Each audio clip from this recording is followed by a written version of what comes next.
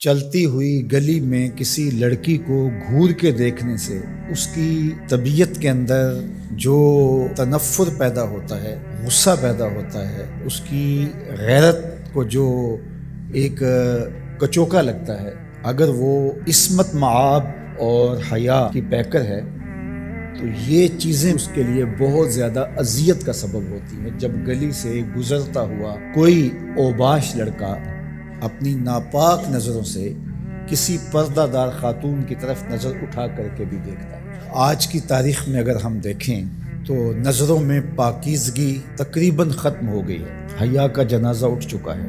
نوجواناں چوں زنا مشغول تن، از حیا بیگانہ پیرانے کہن۔ اقبال نے کہا تھا کہ جوان تو جوان رہے، بوڑھوں کی نظروں سے بھی حیا اٹھ گیا ہے۔ تو یہ معاشرہ اس حوالے سے کس قدر گھٹن کا شکار ہے کہ بامر مجبوری گھر سے نکلنے والی خاتون کو کتنی ناپاک، گندی، غلیظ، بھوکی اور شہوانی نگاہوں کا سامنا کرنا پڑتا ہے۔ وہ کس قدر اپنے اندر ایک اضطراب، بے چینی، دکھ، اذیت، تکلیف محسوس کرتی ہے۔ تو صرف اتنا ہی چہ جائے کہ کوئی اس کو آوازہ کسے، کوئی اس پہ تہمت لگائے، یہ تو بعد کی بات ہے، صرف نامناسب نظر ہی عورت کو توڑ کے رکھ دیتی ہے۔ عورت ایک نازک شیشے کی طرح ہوتی ہے۔ اللہ کے محبوب علیہ السلام تشریف لے جا رہے تھے ایک سفر پہ اور خواتین بھی ساتھ تھیں، تو جو اونٹوں کو ہانک رہا تھا اس کا نام تھا انجشہ رضی اللہ تعالیٰ۔ تو قافلے کے ساتھ اونٹوں کو ملانے کے لیے اس نے اونٹوں کو تیز بھگانا شروع کر دیا اور ہودج کے اندر خواتین تھیں۔ تو آقا کریم علیہ السلام نے انجشہ کو مخاطب ہو کے کہا، انجشہ آرام سے، یہ نازک آبگینے ہیں، کہیں ٹوٹ نہ جائیں۔ تو عورتیں نازک آبگینے ہوتی ہیں، ان کے دل چڑیوں کی طرح ہوتے ہیں، اور اللہ نے ان کو حیا کا جو ایک نور عطا کیا ہے، تو یہ ایسی پھول کی پتیاں ہیں جو شبنم کا بوجھ بھی گوارا نہیں کر پاتی، لیکن غلیظ، مکروہ اور گندی نگاہوں کا جب شکار ہوتی ہیں، حیادار لڑکی پر تو اٹھنے والی نظر بوجھ ہے اور وہی اس کے اندر کو توڑ کے رکھ دیتی ہے اور کوئی آوازہ کسے۔ لیکن یہ تقدس معاب مریم سلام اللہ علیہا، گود میں بیٹا ہے، اللہ کی قدرت تھی، شادی ہوئی نہیں، لیکن ایک آزمائش ہے کہ بن باپ کے حضرت عیسیٰ پیدا ہوئے، چونکہ بہت صالحہ تھی، پارسا تھی، نیک تھی، متقیہ تھی اور پاکیزہ خاندان کی عالی مرتبت شہزادی تھی۔ تو جو اوباش قسم کے لوگ ہوتے ہیں انہیں تو موقع چاہیے ہوتا ہے، تو وہ گرد گھیرا ڈال کے ذرا تصور جمائیے کیا مشکل صورتحال ہوگی حضرت سیدہ مریم سلام اللہ علیہا پر، اور پھر اوپر سے تانے، یا اخت ہارون ما کان ابوک امرأ سوء، اے ہارون کی بہن، تمہارا باپ بھی برا نہیں تھا، تمہاری ماں بھی بری نہیں تھی، یہ کیا چانچ رہا ہے۔ اب اس مشکل موقع میں حضرت مریم کیا کرتی؟ فاشارت الیہ، حضرت عیسیٰ جو پالنے میں تھے، آغوش میں تھے، پنگھوڑے میں تھے، ان کی طرف اشارہ کیا۔ مجھے پوچھتے ہو کہ بن باپ کے بچہ کہاں سے آ گیا، اس بچے سے ہی پوچھ لو بن باپ کے کیسے آ گئے ہو۔ اللہ اکبر۔ تو یہاں یہ بھی سمجھ آئی، اوکھا ویلا بن جائے تو پیغمبروں کی طرف اشارے کیے جاتے ہیں۔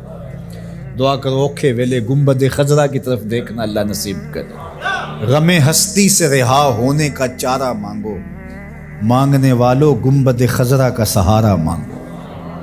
اور کیا کسی نے کہا تھا، مرنے کی طرف دیکھ نہ جینے کی طرف دیکھ، جب چوٹ پڑے دل پہ مدینے کی طرف دیکھ۔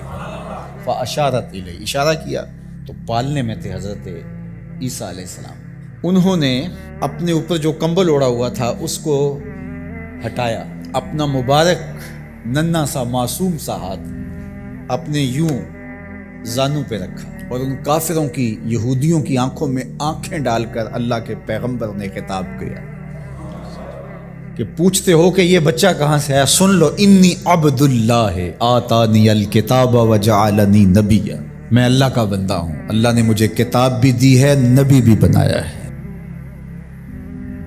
کپڑے بھی اتار پھینکے اور کھانا بھی چھوڑ دیا، کسی نے ترک کلام، کسی نے ازدواجی زندگی ترک کر دی، کسی نے غار و کوہ کو جا کے اختیار کر لیا اور کہا کہ میں اس سے اللہ کا قرب حاصل کروں گا، کسی نے 1.25 من لوہا پہن لیا کہ اس مشقت سے میں اپنے نفس کو مار رہا ہوں اور میں اللہ کو اس طرح راضی کر لوں گا، تو اس طرح سے اپنے آپ کو مشقت میں مبتلا کر دیا اور وہاں جا کھڑے ہوئے جہاں شریعت نے ان کو کھڑا ہونے کا نہیں کہا ہے۔ تو پھر کیسے زندگی میں نیکی کا حقیقی تصور ابھر سکتا ہے؟ کہا کہ اس کو ابھارنے کے لیے، حقیقی رہنمائی لینے کے لیے تمہیں پیغمبروں کی دہلیز پہ آنا ہوگا۔ جب پیغمبروں کی دہلیز سے ہٹو گے پھر خود ساختہ چیز ہے۔ یہ جو روحانیت گھڑی ہے ماضی میں یہود نے، نصارہ نے، یہ حضرت عیسیٰ علیہ السلام کی اور ان پیغمبروں کی تعلیمات نہیں تھی، انہوں نے خود گھڑی ہے کہ ہم یہ نہیں کریں گے، ہم وہ نہیں کریں گے۔ اسلام نے اس کی نفی کر دی سرے سے، نام لے کر، لا رہبانیت فی الاسلام، اسلام میں رہبانیت نہیں ہے۔ اسلام کی رہبانیت ایک ہی بتائی گئی ہے اور وہ جہاد ہے، جس میں آپ اپنا سب کچھ پیش کر دیتے ہیں، اور اس کا مقصد بھی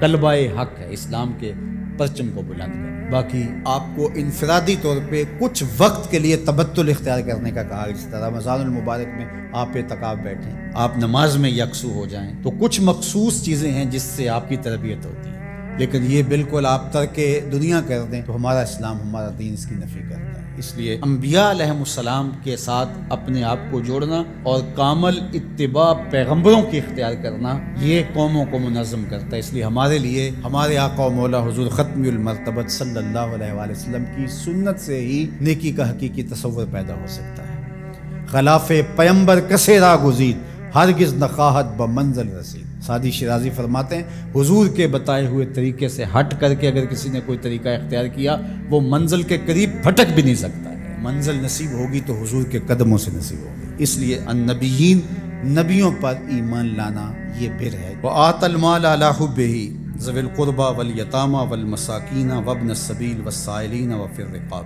اور اپنا مال، اس مال کی محبت کے باوصف دینا۔ ایک تو ہے کہ مال کی محبت نہیں ہے اس کو دینا، یعنی وہ مال جو آپ کے اوپر بوجھ بنا ہوا ہے، گھر پڑا یہ کھانا خراب ہو رہا ہے تو بیوی بھی بار بار کہتی ہے اس کو کہیں ٹھکانے لگاؤ یا باہر پھینکاؤ یا کسی کے منہ میں پڑ جائے، تو وہ اگر اٹھا کر آپ کسی گلی میں گزرتے فقیر کو دے دیتے ہیں تو آپ اس کو نیکی سمجھتے ہیں۔ خود سمجھو ذرا کیا یہ نیکی ہے؟ تم تو اپنے سر سے بوجھ اتارا ہے، دینا کون سا ہے؟ وآت المال علی حبہ، مال کی محبت آپ کے اس کو جدا کرنے کو جی نہ چاہے، لیکن اللہ کی محبت میں پھر بھی اس کو جدا کر دے۔ اس مال کی محبت ہو تمہارے اندر، اللہ اکبر، یہ ہے نیکی۔ اللہ تعالیٰ نے ارشاد فرمایا، یہ چوتھے پارے کا ابتدائیہ ہے، لن تنالوا البر حتی تنفقوا مما تحبون۔ وہاں بھی بر کا، اتنی دیر تک تم بر کو پہنچ نہیں سکتے، نیکی کو حاصل ہی نہیں کرتے۔ لن تنالو، آپ طلباء سے پوچھئے، حرف ناصب جب مضارع پہ داخل ہوتا ہے تو مستقبل کی ابدی نفی کرتا ہے، تو فرمایا کہ تم نیکی کو حاصل کر ہی نہیں سکتے حتی تنفقوا، یہاں تک کہ تم خرچ کرو، مما تحبون، اس مال سے جس کو تم پسند کرتے ہو۔ یہ تو اللہ کا کرم ہے کہ مما تحبون کہہ دیا، اگر اللہ کہتا اس سارے مال کو خرچ کرو تو مشکل بن جاتا۔ کہا جس کو پسند کرتے ہو اس سے خرچ کرو، یعنی تم نے پھل توڑا ہے تو اس کی ہے یہ ایکسپورٹ کوالٹی بنائی ہے، یہ اپنے لیے گھر کے لیے رکھا ہے، اور یہ سڑا پھڑا داغی یہ ایک سائڈ پہ رکھ دیا ہے، تو اب اللہ کی راہ میں تم اگر دینا چاہتے ہو تو اس سے دو جس کو تم خود پسند کرتے ہو۔ یہ گلا سڑا تم اپنے گھر نہیں لے جانا چاہتے، یہ تم سستے داموں بیچو گے یا پھینک دو گے، تو تم نے کہا چلو اس کو پھینکنا کیا ہے، یہ غریبوں میں بانٹ دیتے ہیں، تو تم نے وہ غریبوں میں دے دیا۔ تو نیکی کی حقیقت کو تم نہیں پہنچ سکتے جب تک اس سے نہ خرچ کرو جو تم خود پسند کرتے، مما تحبون، جس کو تم خود پسند کرتے۔